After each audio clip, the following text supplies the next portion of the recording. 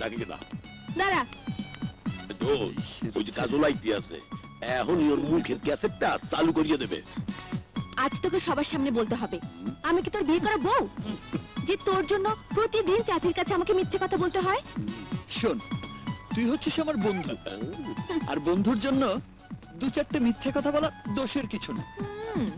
এবার বল, মা কি রেগে আছে? রেগে আছে মানে? খুব রেগে আছে।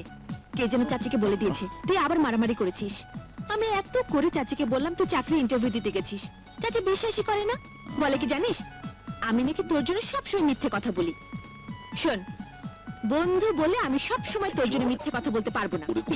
এবার যা, তাড়াতাড়ি গিয়ে চাচিকে ম্যানেজ কর।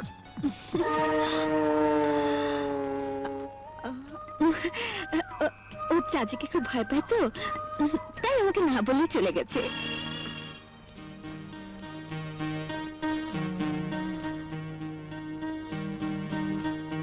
মা, ছাড়, ছাড় আমাকে। ছাড়বো না। তুই আমাকে কি মনে করিস, কি মনে করিস? কি মনে করিস শুনবে? তুমি আমার ইহকাল, তুমি আমার পরকাল, তুমি আমার বেহেস, তুমি আমার সবকিছু। হয়েছে হয়েছে, এখন ছাড়। আচ্ছা, তুই কি আমার কষ্টটা বুঝবি না? পরের উপকার করে বেড়ালে কি দিন যাবে?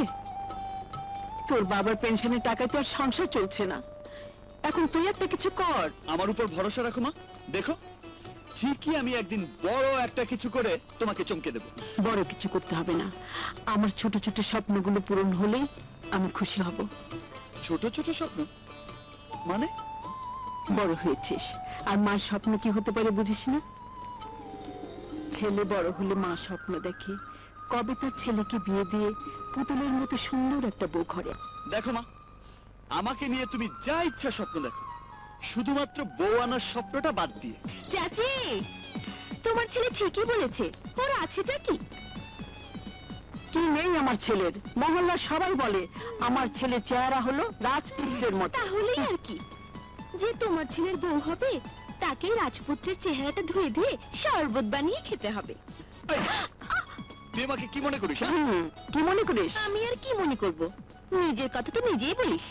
পারলে বিয়ে করে একটা রাজকন্যা এনে দেখা না।